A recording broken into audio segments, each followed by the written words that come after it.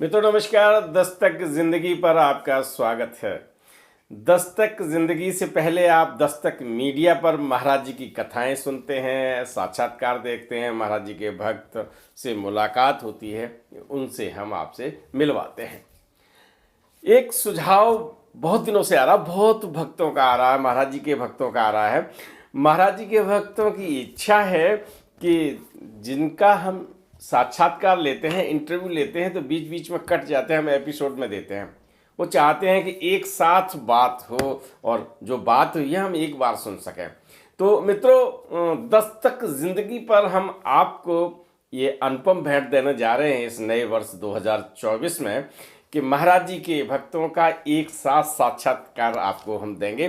जो इंटरव्यू लेंगे उनको भी एक साथ हम देंगे और आप एक साथ सुन सकेंगे। और बिना किसी, जैसे जब बात करते ना, तो जब बीच में बात कट जाती है, दूसरे एपिसोड का इंतजार करना पड़ता है, तो ऐसा लगता है कि एक बहुत मन चाहे एपिसोड में ब्रेक हो गया हो। तो बिना एड ब्रेक के, ठीक है ना, तो हम आपके पास भेज रहे हैं महाराज जी के साक्षात्कार की एक श्रृंखला, जिसमें आप फुल एपिसोड देखेंगे।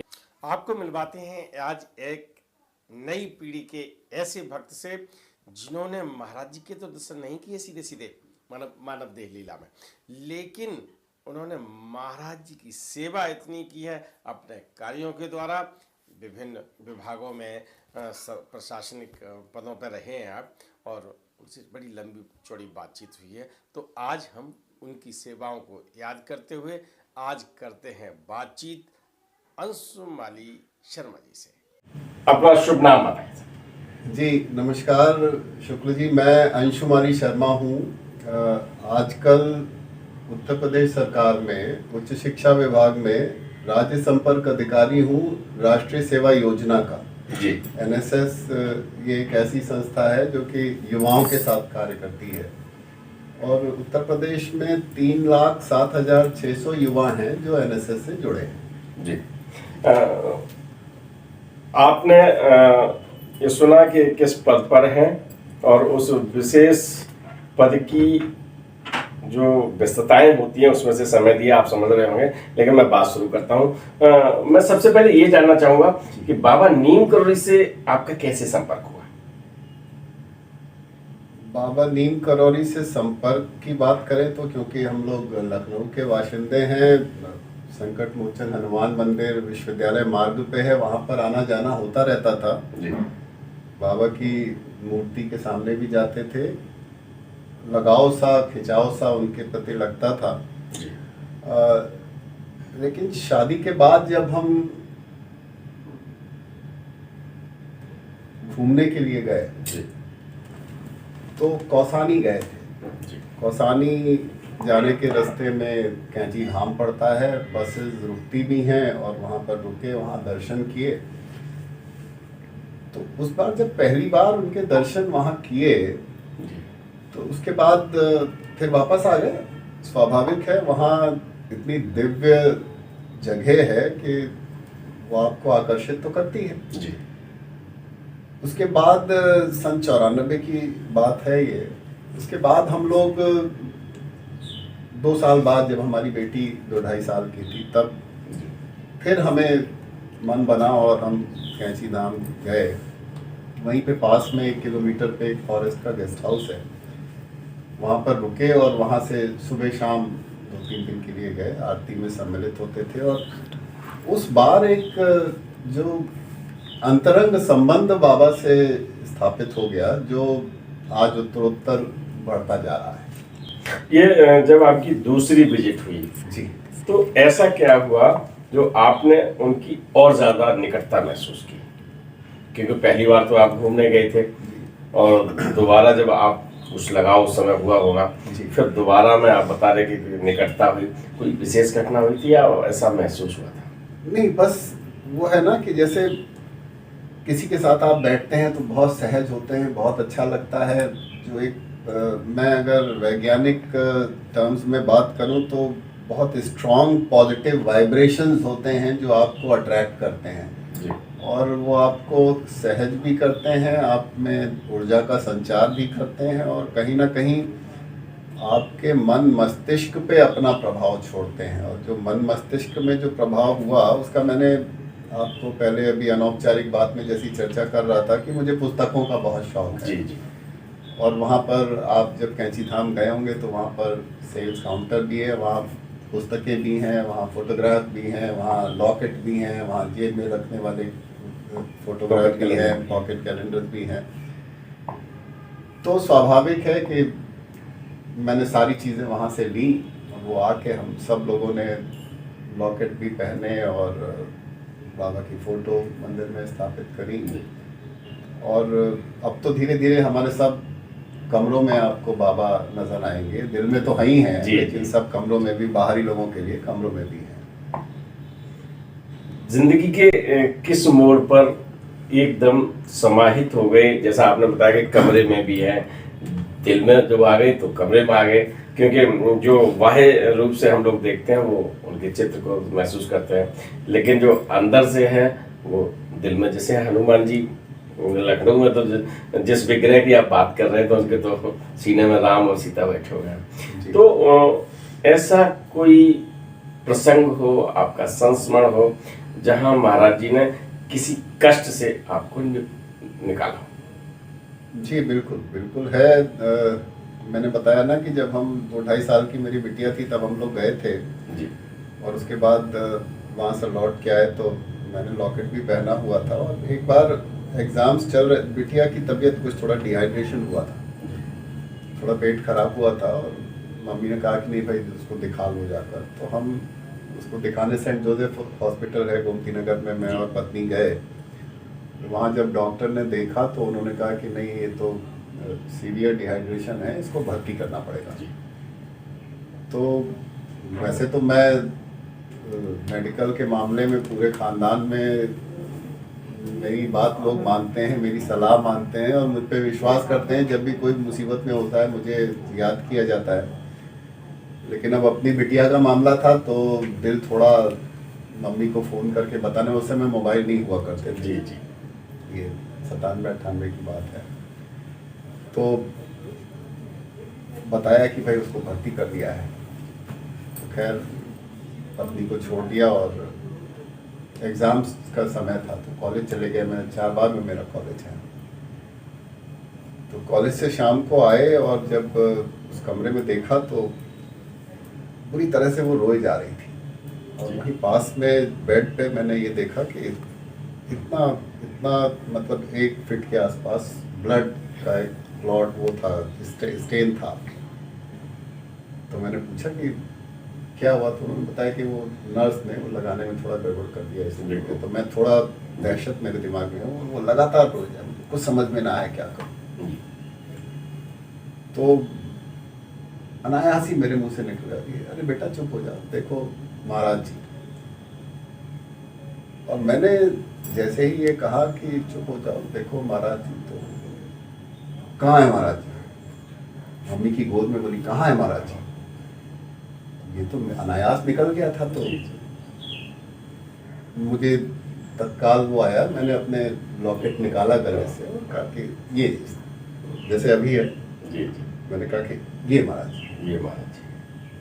और ये क्षण कि जहाँ उसने महाराज जी को देखा और उसका रोना बंद हो गया।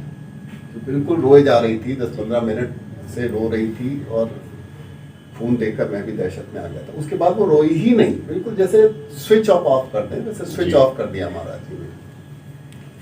तो वो एक पहला प्रकरण था जिसमें मुझे ये लगा कि महाराज जी की जो शक्तियां हैं वो असीमित हैं और वो कभी भी कुछ भी कर सकते हैं। तो फिर नेचुरल उसके बाद तो सिलसिला चल पड़ा। और घर में जब कभी कोई बातचीत हुई तो बिना महाराज जी के चर्चा के आगे नहीं बढ़ी। आगे नहीं, बिल्कुल बिल्कुल। आप सचिवालय में हैं और ये कहने में मुझे कोई गुरेज नहीं है, चाहे सरकार किसी की रही हो, जिस पद पर आप विराजमान हैं वहाँ भ्रष्टाचार की छाया जरूर आती है। हालांकि ये महाराज जी के भक्त हैं इसलिए पूछ रहा हूँ।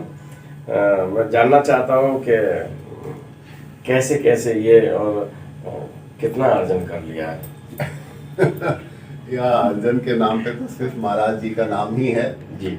और जब भी कहीं जाना होता है सौभाग्य प्राप्त होता है, चाहे वो कैंची धाम हो, चाहे वो वीरभद्र में ऋषिकेश में हो जी।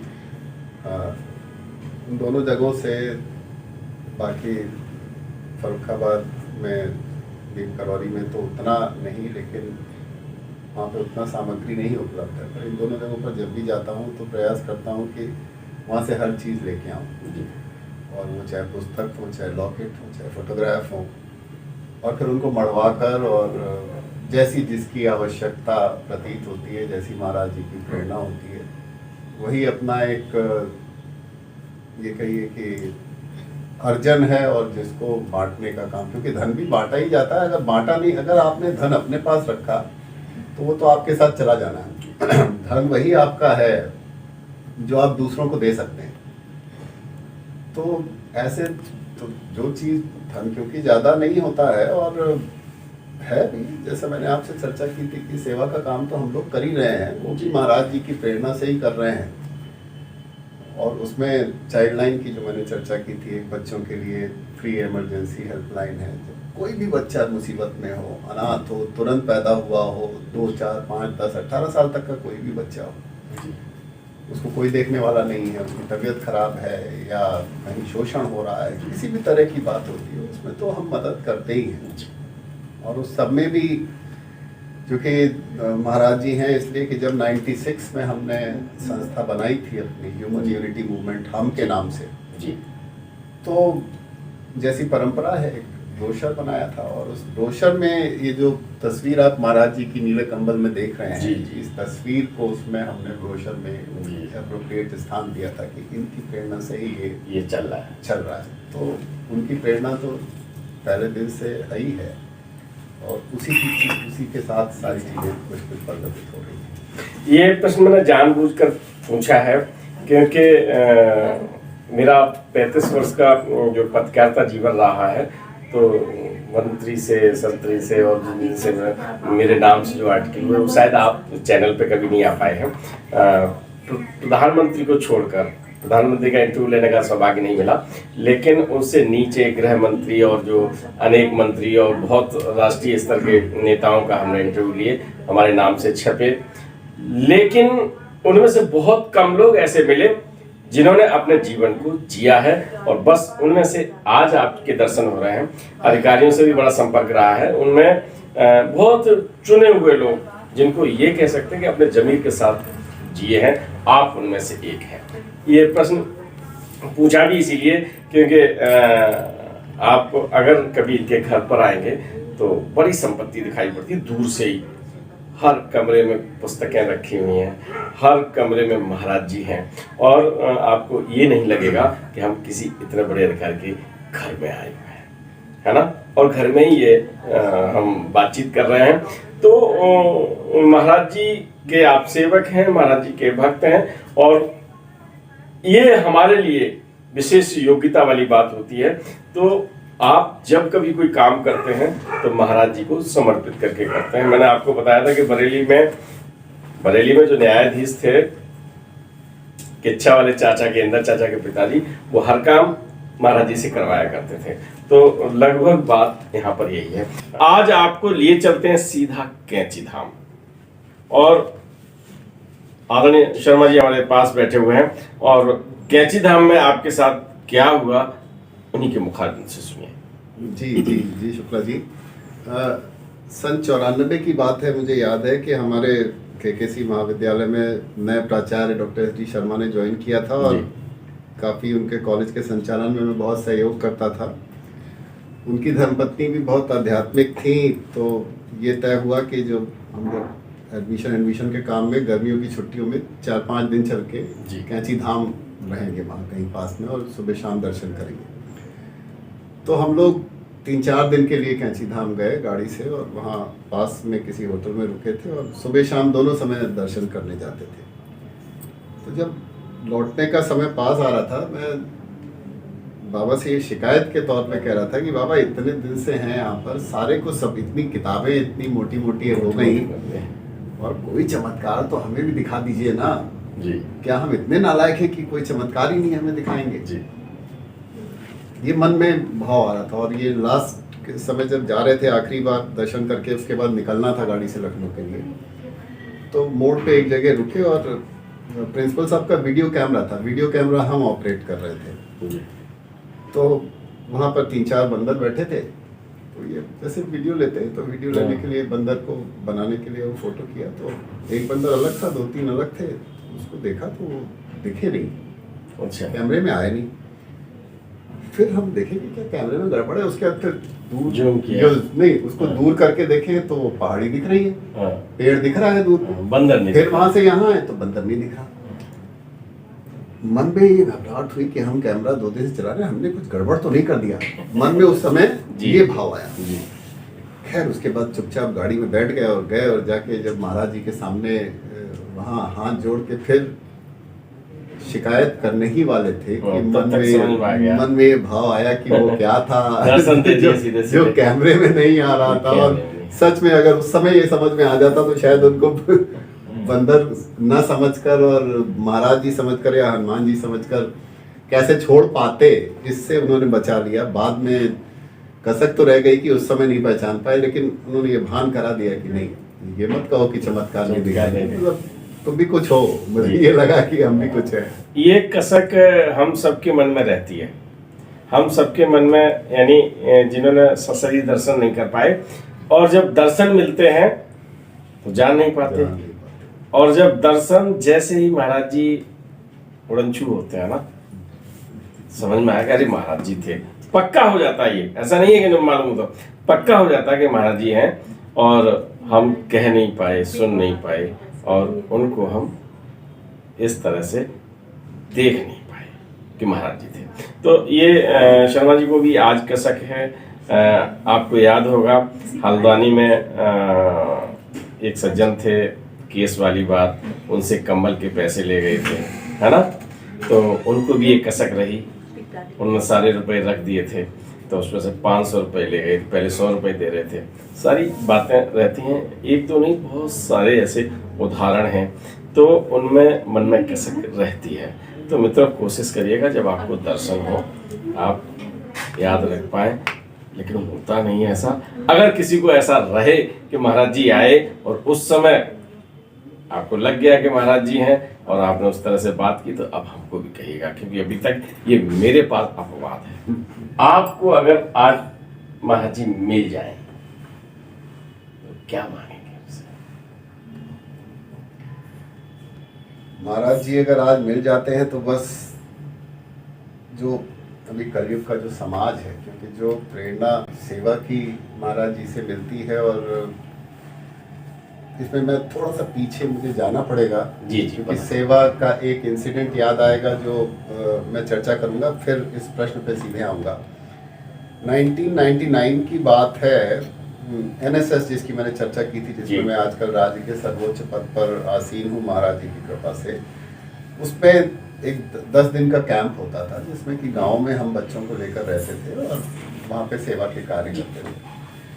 तो सेकेंड लास्ट डे था कैंप का, 9वां दिन था। वहाँ पर एक मेडिकल चिकित्सा शिविर लगाया था, गांव के 125 लोग करीब आए थे। उस दौरान 2 बच्चे भी आए थे। 2 बच्चे ऐसे आए थे जिनमें कुछ विशेष प्रॉब्लम थी, उनकी दवा हम लोग लेकर, क्योंकि कैंप में आप निश्चित दवा लेके जाते हैं। एक बच्चा था, उसके यहाँ पर कट था और लगभग 1 इंच गहरा कट था, तो उसके लिए फिर डॉक्टर साहब, हमारे डॉक्टर आशीष मिश्रा, जो हमारे ह्यूमन यूनिटी मूवमेंट में भी हमारे संस्थापक सदस्यों में से हैं, वो अपनी दवाओं के साथ गए थे। तो जब ऐसा हुआ तो उस समय हम स्कूटर से चला करते थे, स्कूटर खड़ी थी। उन्होंने कहा कि इसके लिए तो कोई दवा मंगानी पड़ेगी। वो 2 किलोमीटर चिन्हट की जो मेन मार्केट से था, तो हमने स्कूटर एक बच्चे को दी कि भाई ये जो लिखी है वो अपॉइंटमेंट वो ले आओ। वो ला के उस बच्चे को दिलवाई।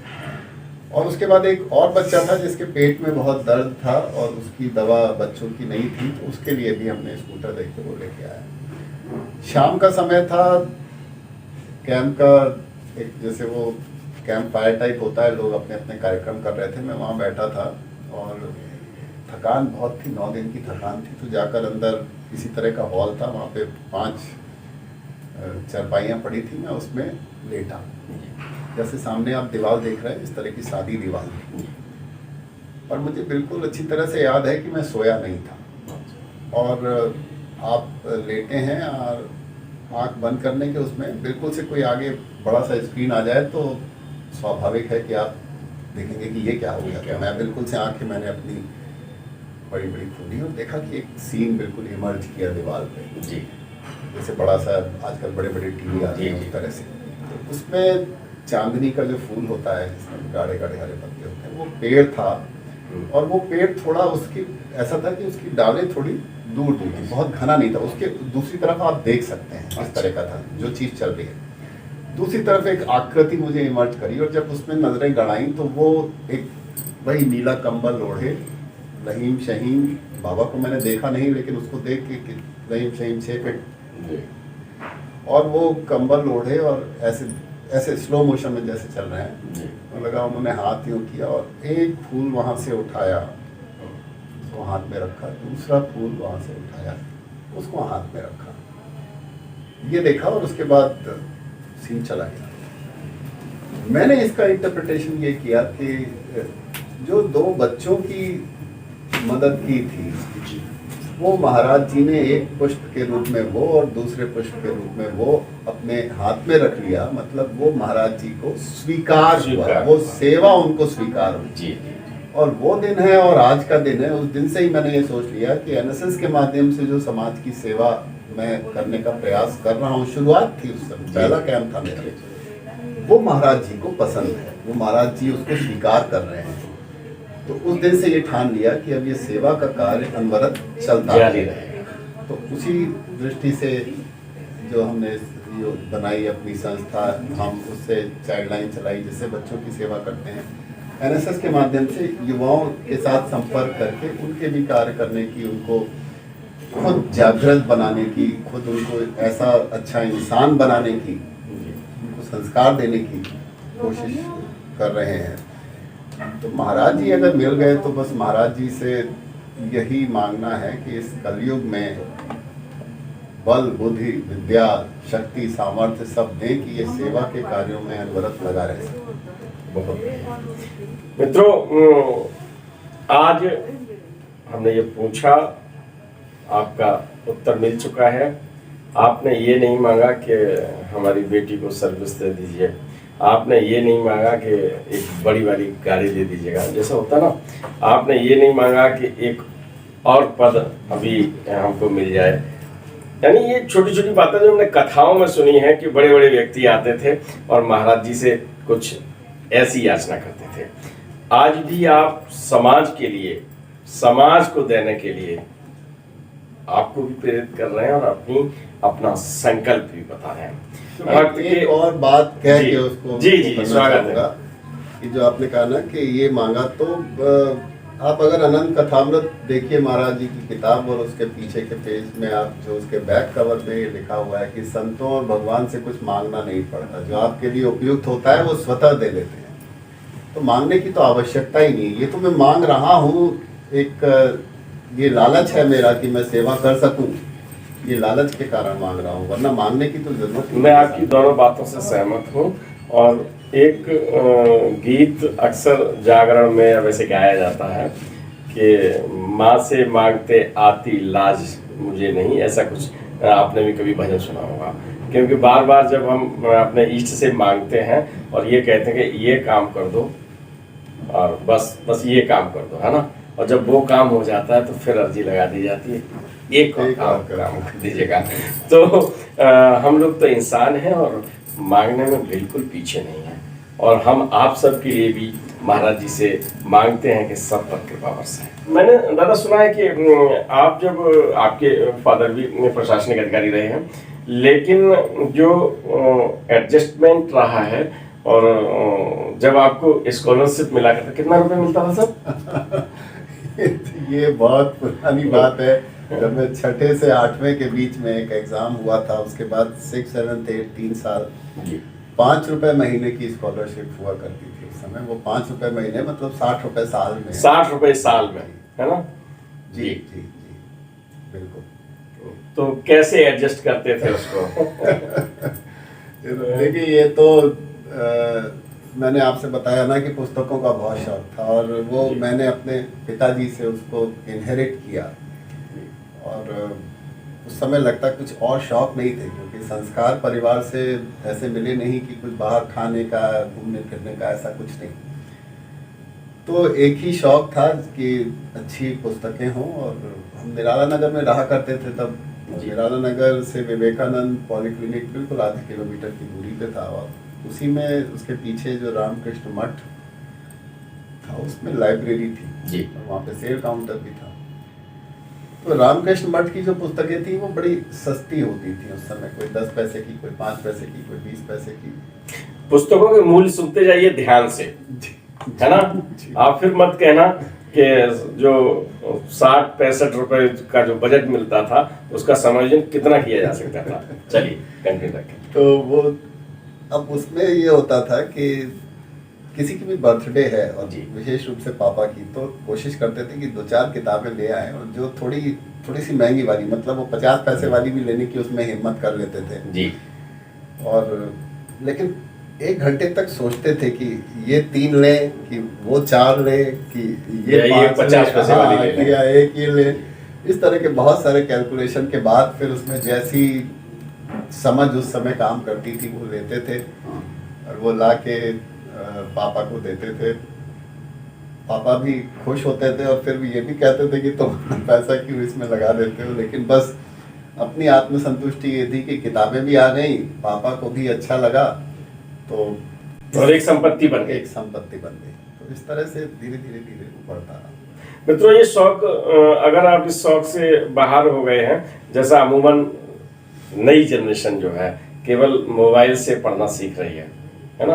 ये व्यवहारिक बातें हैं, इसलिए बीच बीच में बताता रहता हूँ। आप भी किताबें खरीदिए, किताबों को पढ़िए, किताबों को रखिए, और जब कभी अपने से ऊपर वाली पीढ़ी को या अपने से अगली पीढ़ी को कुछ देना है, पुस्तकों से अच्छा कोई गिफ्ट नहीं है। आप उनको दीजिए, बहुत अच्छा लगेगा। क्योंकि जब किताब बच्चा पढ़ता है तो कुछ अलग पाता है। ये मेरा भी अनुभव है, और आपको अनुभव का एकदम यूँ कहिए समुद्र, क्योंकि जो यहाँ मैं देख रहा हूँ उसमें से कुछ मोती हम केवल निकाल पा रहे हैं, पूरा खजाना तो आपने छिपा रखा है। चलिए हम आते हैं परिवार में। आपको बाबा नीम करोली की एक घटना याद आई। आप में कभी कभी ऐसा हुआ होगा कि कोई प्रशासनिक दबाव आया हो और आपने महाराज जी को पुकारा हो, सच में बताइएगा। हाँ, खोल के। नहीं, बिल्कुल बिल्कुल। प्रशासनिक दबाव क्या, एक तो बहुत ऐसा मसला है कि जैसा मैंने आपसे निवेदन किया कि मैं बच्चों के लिए कार्य करता हूँ जी। और बाल कल्याण समिति एक संस्था होती है हर जिले में, जो कि बच्चों के लिए कोर्ट के जैसे काम करती है। 18 साल से नीचे के जो भी बच्चे आते हैं, वो जुवेनाइल जस्टिस एक्ट में ये प्रावधान है कि वो बड़ों के कोर्ट में नहीं जाते, उनको CWC देखती है। तो उस समय मैं CWC में अध्यक्ष था लखनऊ की, और माननीय उच्च न्यायालय में एक मामला चल रहा था जिसमें कि जो लखनऊ के अनाथालय हैं, ऐसे शेल्टर होम जहाँ पर बच्चे रहते हैं, उनकी स्थिति को लेकर एक PIL हुई थी। तो माननीय उच्च न्यायालय ने उसमें लखनऊ की CWC को कमिश्नर नियुक्त किया और कहा कि सारी जगहों पर आप स्टडी करके अपनी रिपोर्ट सबमिट कीजिए। हमने रिपोर्ट सबमिट की उनकी, और उसमें बताया कि जो हमारे सरकारी होम्स हैं वहाँ पे क्या हालत है बच्चों की, और ऐसे जो मेंटली रिटार्डेड बच्चे हैं उनकी जो खराब स्थिति है उसका भी वर्णन किया। तो उसके बाद जो भी सरकारी होम्स के जो मेंटली रिटार्डेड बच्चे थे उनको एक दृष्टि करके प्राइवेट होम है वहाँ पर शिफ्ट करने का माननीय उच्च न्यायालय ने आदेश दिया। वही PIL कंटिन्यू कर रही थी और उसमें नित्य नए नए मुद्दे आते रहते थे। तो एक बड़ा मुद्दा ये था कि पूरे प्रदेश में जब मेंटली रिटार्डेड बच्चे मिलते थे, मानसिक मंदिर बच्चे, तो उनको सबको लखनऊ भेज दिया जाता था और वो गवर्नमेंट के होम्स में भेजते थे। यहाँ के होम्स बहुत त्रस्त थे, कोई व्यवस्था नहीं थी। तो माननीय उच्च न्यायालय के सामने ये मुद्दा हमने उठाया कि कोई व्यवस्था नहीं है। तो फिर माननीय उच्च न्यायालय उन्हीं चीज़ों को डिस्कस कर रहे थे, कैसे होम्स नए खोले जाएं, और ये सारी चीज़ें चल रही थी।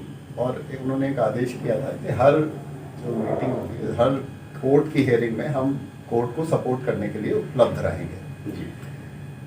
और मेरा व्यक्तिगत रूप से इंटरेस्ट भी था कि ऐसे बच्चों के लिए कुछ किया जाए। सार्थक कार्य हो जाए। तो एक बार 2 बजे से कोर्ट में रहना था, और एक जो उस समय जो भारत सरकार का पक्ष देख रहे थे, सज्जन जो वकील थे, और वो आजकल माननीय उच्च न्यायालय में न्यायाधीश हो गए हैं, न्यायमूर्ति हो गए हैं, वो बैठे थे, और जो हमारे विद्वान जज द्वय थे वो दोनों बस आने वाले थे 2 बजे थे। और उस समय ऑफिस से फ़ोन आता है कि सर आप कहाँ हैं? हमने बताया यहाँ हैं कोर्ट में। उन्होंने कहा कि साहब वो प्राक्कलन समिति की बैठक है, और प्राक्कलन समिति एक विधायकों की समिति होती है जो कि महत्वपूर्ण होती है। उसकी बैठक में उपस्थित ना रहने से अवमानना हो सकती है। अच्छा। और कई चीज़ें इस तरह की जो है नेगेटिव चीज़ें हो सकती हैं। तो उन्होंने कहा कि प्रमुख सचिव ने आपको नामित किया है और आपको उसमें रहना है। 2 बजे से बैठक है और 2 बजे से हियरिंग है। मैं बहुत पशुपेश में, वहाँ से जाने में भी मान लीजिए 15 मिनट लगा। हाई कोर्ट तब पुरानी बिल्डिंग में था, जी, 6 मंजिल के सामने। मैं जो बगल में हमारे वकील साहब थे उनसे कहा कि सर मुझे तो जाना पड़ेगा। अरे अभी जज साहब आने वाले हैं, एक बार उनको शक्ल तो दिखा लीजिए, ऐसे कैसे चले जाएंगे। खैर बैठा जैसा महाराज जी को मंजूर, और फिर मैंने आंख बंद करी, जी, ध्यान लगा लिया, ध्यान, और महाराज जी से कहा कि महाराज जी ये क्या है, क्या करूं? ये मतलब आपको मालूम है, मतलब जैसे मैं आपसे बात जी कर रहा जी हूं, जी जी जब कभी व्यथित होता हूँ या जब कभी बहुत भावुक होता हूँ तो ऐसे ही महाराज जी से बात करता हूँ। जी। आंख बंद की और कहा कि महाराज जी ये क्या है, आप जानते हैं कि मैं बच्चों के लिए चिंतित हूँ और कुछ निर्णय होने वाला है आज, मेरा यहाँ रहना जरूरी है। तब आपने वहाँ मीटिंग लगवा दी, अब या तो वो ना करते या तो ये ना करते, आज ये भी आपने किया है, वो भी आपने किया है। जी। अब मैं क्या करूँ ये बताइए। जी। फिर उसके बाद प्रेरणा आई, मैंने कहा देखिए हाँ। ये बच्चों का काम है, मैं यहाँ से तो जाने वाला नहीं, अब वहाँ आप निपटिए, आप निपटिए, यहाँ हम निपट रहे हैं, जो होगा वो देखा जाएगा, अब ये आपको जो करना है जी। मैं अब जाऊँगा नहीं। मैंने आँख खोली और बगल में बैठे थे तब तो माननीय जज हैं, न्यायमूर्ति हैं, उनसे कहा चलिए हम नाम नहीं आपसे खुलवाएंगे कि वो लोग फिर कहेंगे कि कोई केस होगा कि शर्मा जी को ढूंढिए। तो वो उनसे कहा, मैंने कहा मैं हूँ, और हम पूरी उसमें बातें हुई, आदान प्रदान हुआ चीज़ों का, मतलब जो विचारों का, और उसके बाद 3 बज गए और उन्होंने जजमेंट लिखाना शुरू किया। मैं भागा वहाँ से बाहर और मैंने अपने ड्राइवर को फ़ोन किया कि जल्दी से हाई कोर्ट के उधर गेट पे, वो कब डीएम ऑफिस में गाड़ी खड़ी करता था, वहाँ पे गाड़ी लेके आओ, मैं वहाँ गेट पे पहुँच रहा हूँ जी। और ये करने के बाद उस समय सचिवालय में नया था, मुझे रूम नंबर 80 में मीटिंग थी, मुझे पता नहीं था, तो मैंने अपने अनुसेवक को फ़ोन किया कि रूम नंबर 80 देख के तुम मुझे 10 नंबर गेट पे मिलो, मैं तो उसके बाद तुरंत जिससे कमरा ढूंढने में टाइम ना लगे, और मैं चल दिया हूँ बस यहाँ से।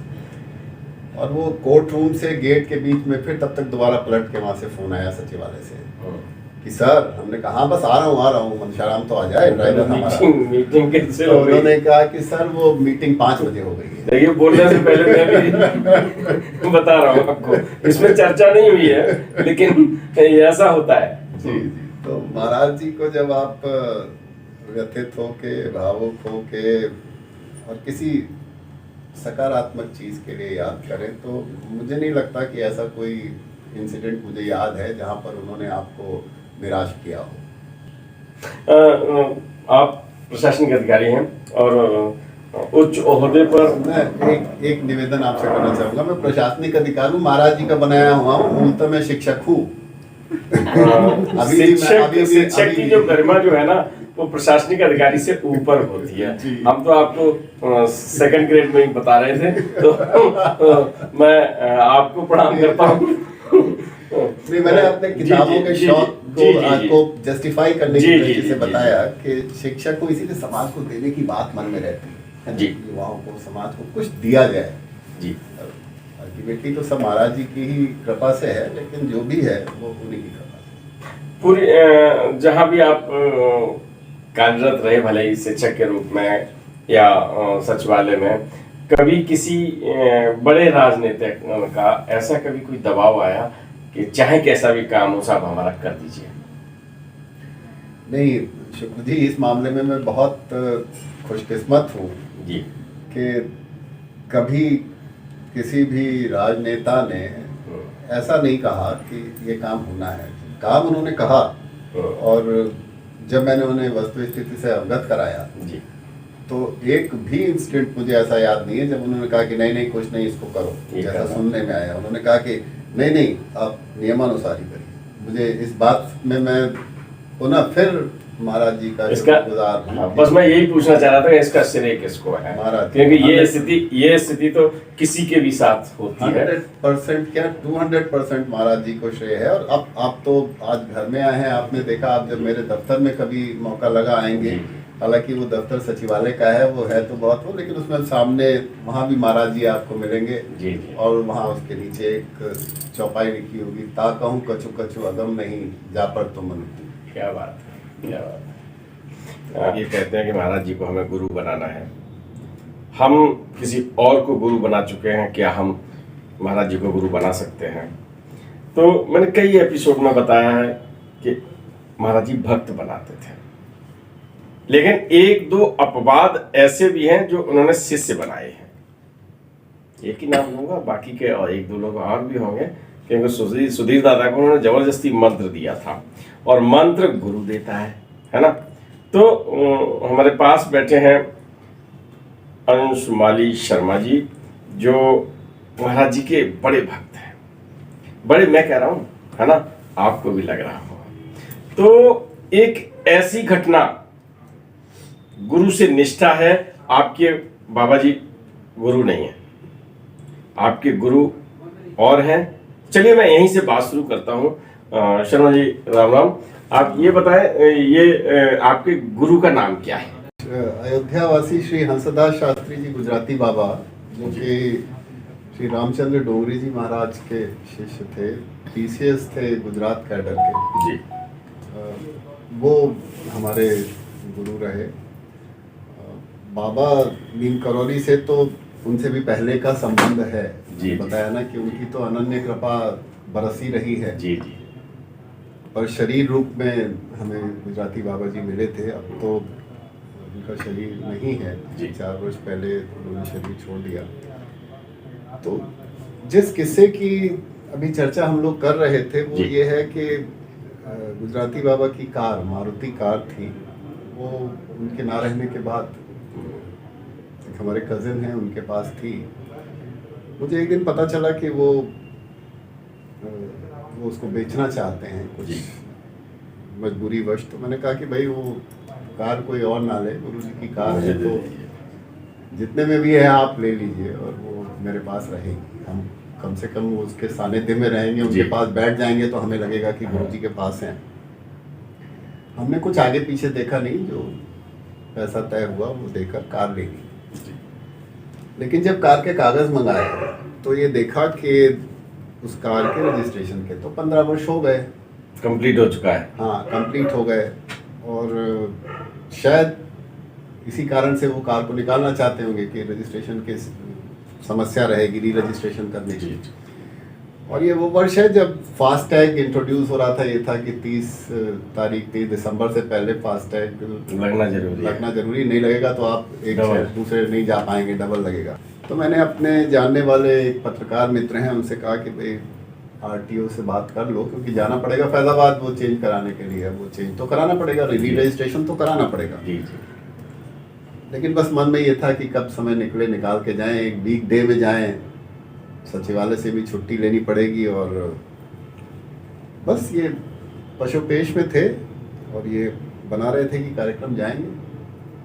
अच्छा, इससे पहले हम लोगों ने जब उसका रजिस्ट्रेशन के कागज नहीं आ रहे थे, गाड़ी नंबर क्या था सर? वो UP 32H7599। फोटो देख रहे हैं आप जी, 42। हाँ UP 42 है। ये तो ये ऐसा होता है कि मुझे खुद नहीं मालूम मेरी मोटरसाइकिल का नंबर क्या है। इसलिए कागज मैं घर पर रखता हूँ, गाड़ी चलाता हूँ सड़क कि अगर कहीं कुछ हो तो हम उससे देख के बता दें। जी, तो हम लोगों ने पहले ऑनलाइन चेक किया था, तभी हमें पता चला कि ये तो रजिस्ट्रेशन खत्म हो गया है। तो रजिस्ट्रेशन के लिए ये था कि अब दिसंबर पास आ रहा है, जाना पड़ेगा। तो एक दिन हमारा भाई है, हमने उससे कहा कि भाई जरा देख लो उसको, तो फिर निकाल दो, तो चले जाएं, जाके करा लाएं। तो उसने ऑनलाइन देखा तो बोला, अरे दादा ये क्या? हमने कहा क्या? बोले ये तो री रजिस्ट्रेशन हो गया है। हो चुका है। हमने कहा हो गया है? क्या बता रहे हो, देखो ठीक से देखो। मैंने कहा अरे नहीं, वो देखा, उसने दिखाया। हमने कहा एक प्रिंट निकालो तुरंत। हमारे दिमाग में ये कि कहीं ऐसा ना हो कि टेम्परेरी हो तो हम निकाल ले प्रिंट। हमने प्रिंट निकलवा लिया, उसका प्रिंट निकाल के रखा। और हम बड़े आश्चर्य में, हमने जो अपना मित्र था उसको फोन किया। हमने कहा यार तुमने तो कहीं कुछ कराया नहीं? बोले कि नहीं आपने एप्लीकेशन दी। हमने कहा कि नहीं, वो तो रजिस्ट्रेशन हो गया, री रजिस्ट्रेशन हो गया। फाइन वाइन जो भी पैसा वैसा तो इसमें नहीं लिखा है कितना जमा हुआ, लेकिन वो हो गया एक्सटेंडेड, पैसा जमा हो गया वो तभी दिया एक्सटेंडेड। तो वो बोला कि आपने एप्लीकेशन। हमने कहा यार एप्लीकेशन तो तुम्ही को देनी थी, हमने किसी को नहीं दी, हम तो सोच ही रहे थे अभी जाने की। तो फिर हमने उससे कहा कि ये महाराज जी कृपा है, हनुमान जी की कृपा है कि परेशान नहीं होना है, जाओ गाड़ी भी तुमको, हाँ रजिस्ट्रेशन भी दे दिया। तो महाराज जी की कृपा हो तो जैसा अभी पिछली चर्चा में हम लोग बात कर रहे थे कि कुछ मांगना नहीं पड़ता, भगवान से और गुरु से कुछ, वैसे ही महाराज जी से कुछ मांगने की जरूरत नहीं है। जो जब जैसी आवश्यकता होती है वो मिलता रहता है, देते रहते हैं। बस आप उसका आनंद उठाइए, आनंद उठाइए। गाड़ी के री रजिस्ट्रेशन की बात आपने सुनी। ऐसी कथाएं अक्सर मिला नहीं करती, लेकिन कुछ चीजें ऐसी हैं जो महाराज जी अपने आप करते हैं, किसी को पता नहीं चलता। मतलब ये है कि महाराज जी के सामने मोस्ट मॉडर्न टेक्नोलॉजी भी फेल है। महाराज जी से ऊपर कुछ नहीं है, कोई टेक्नोलॉजी महाराज जी को नहीं पा सकती। ये चीज समझना हमारे मित्रों का बहुत आवश्यक है। आपको समझ में आया नहीं ना? मैं जब बताता हूँ तो हो सकता है ना समझ में आता हो कि वो पहले कह देते थे कि यार, मुझे याद है कि कमिश्नर प्रकाश चंद्र जोशी के पुत्र मिले थे कैची धाम के दरवाजे पर, वहीं पर उनसे वार्ता हुई थी। तो उन्होंने बताया था कि उनको भी समाधि महाराज जी लगवा दिया करते थे, और एक बार किसी के आने की बात कही थी कि वो आ रहा है, जिसका भी नाम लिया हो, और आप छोटे से पाइप में घुस गए थे। महाराज जी पाइप में घुस गए थे और उसे दर्शन भी नहीं दिए थे, है ना? तो कैसे जान लेते थे, क्या होता था? तो इस सब का फायदा हम लोग खूब उठा रहे हैं। आपकी गाड़ी का रजिस्ट्रेशन हो गया, अगर आपकी गाड़ी का रजिस्ट्रेशन नहीं हुआ है तो आप ऑफिस जाके करवाएं, नहीं चक्कर में पड़े रहो कि हो जाएगा। किसी किसी का होता है। ठीक है, नमस्कार।